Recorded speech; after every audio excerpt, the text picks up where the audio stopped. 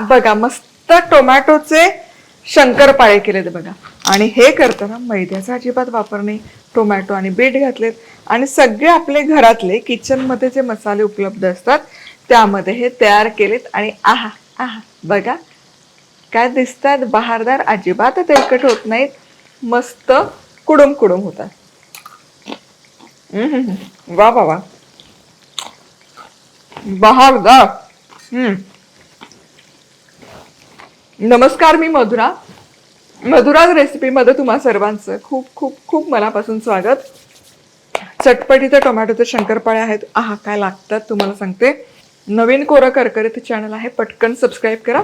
आता हे करण्यासाठी साहित्य काय काय घेतलं ते बघूयात.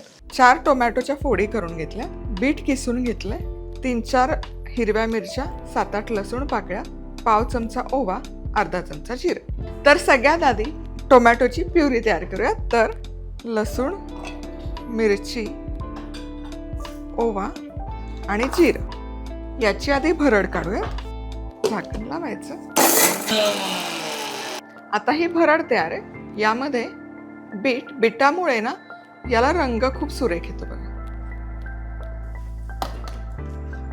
आता हे पुन्हा एकसारखं मिसळून घेऊया. चला आता टोमॅटो प्युरी काढून घेऊया. यामध्ये हे जे लसूण, मिरची, ओवा, जिरं टाकलंय ना याचा स्वाद खूप बहारदार येतो तुम्हाला सांगते. रवा मुरवून घ्यायचा. अर्धा कप रवा घातलाय आणि हा रवा व्यवस्थित मिसळायचा. आता एक 5 मिनिटं तरी रवा या बीटच्या प्युरीमध्ये, टोमॅटो बीटच्या प्युरीमध्ये मुरण्याकरता ठेवायचा. आता जवळपास 10 मिनिटं ठेवले आणि इकडे रवा बघा व्यवस्थित फुललाय.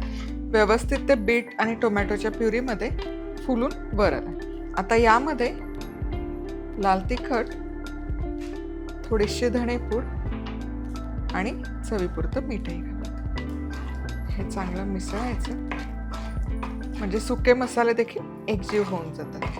चला आता यामध्ये मावेल इतपत आपल्याला गव्हाचं पीठ घालायचंय.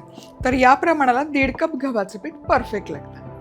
टोमॅटो आणि बीट किती रसरशीत आहे त्या बेसिसवर थोडंफार गव्हाचं पीठ कमी जास्त होईल. आणि पांढरे तीळही घालते. तीळ घालणं अगदी ऑप्शनल आहे, पण कॅल्शियमसाठी उत्कृष्ट असतात, त्यामुळे थोडे तीळही घालते. आणि उरलेला अर्धा कप गव्हाचं पीठ. आता हे व्यवस्थित मळून घ्यायचं. घट्टसर याचा गोळा तयार करूया. चला इथे कणिक मळून झाली. हे बघा जितकं शक्य असेल तितकं घट्ट गोळा हा करून घ्यायचा. एकदम घट्ट केलाय. आता यातून असा मोठासा उंडा करून घेऊया.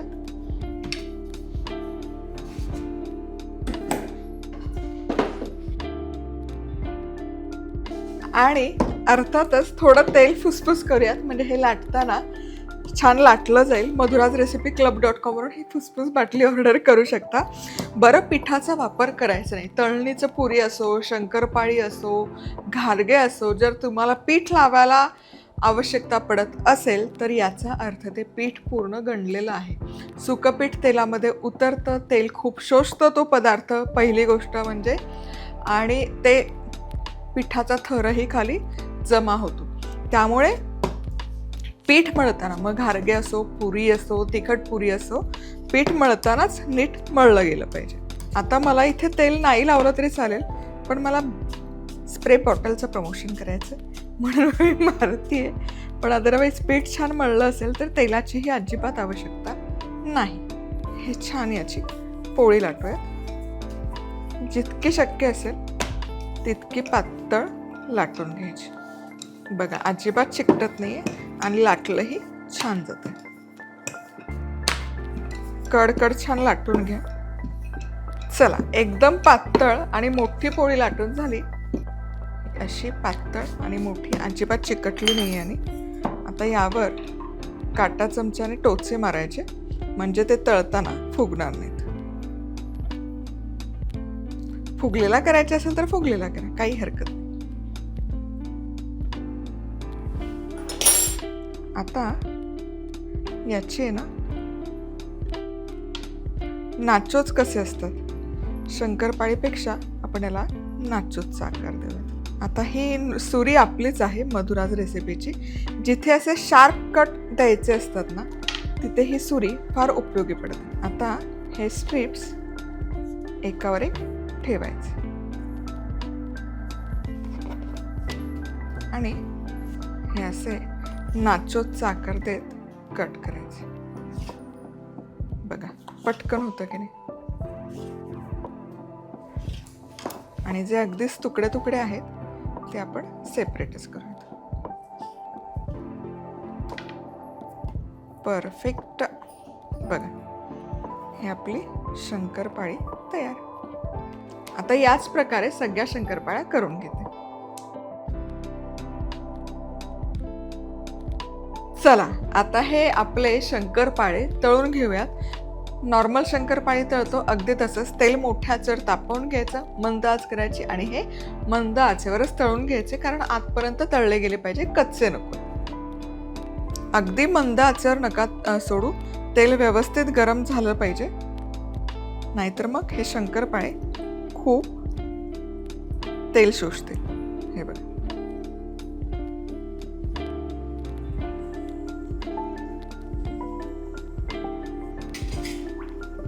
आणि हे मस्त कुरकुरीत होईपर्यंत तळायचं.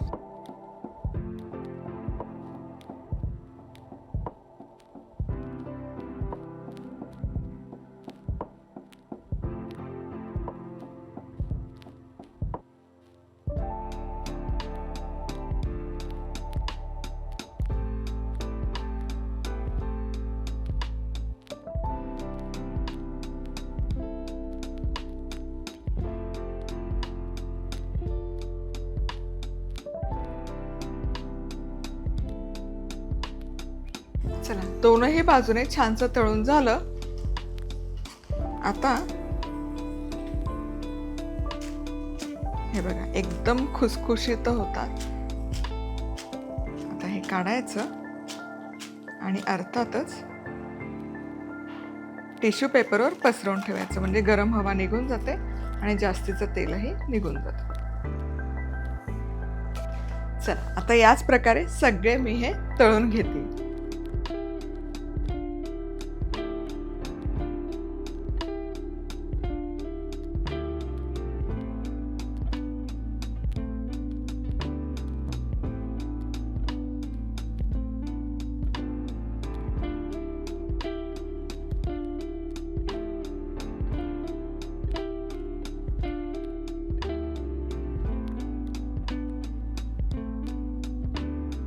आहा, टोमॅटो शंकरपाळी इथे तयार आहे. काय कमाल दिसतात. आणि यावर ते तीळ बघा, पेरलेले तीळ एकूण एक बहारदार दिसतोय. याची चव अप्रतिम आहे ॲज इट इज. पण एक पाऊल जर पुढे टाकलं तर काय हरकत आहे, हो की नाही. यावर थोडासा पेरते हा पेरी पेरी मसाला. आहा, म्हणजे मुलं अगदी नाक डोळे न मुरडता आवडीने खाणार याची मी तुम्हाला खात्री देतो. वा, आमच्या घरामध्ये हा मसाला म्हणजे जीव की प्राण आहे बघ. चला tomato shankarpali with peri peri twist तयार आहे. शंकरपाळी म्हणा, नाचोज म्हणा, जे काय म्हणायचं ते म्हणा, पण अफलातून होतं.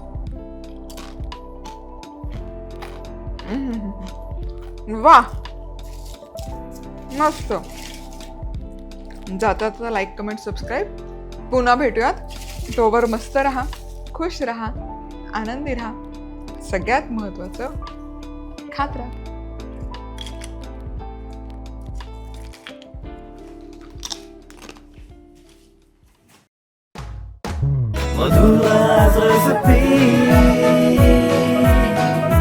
मधुराज रेसिपी, महाराष्ट्राची अस्सल चव.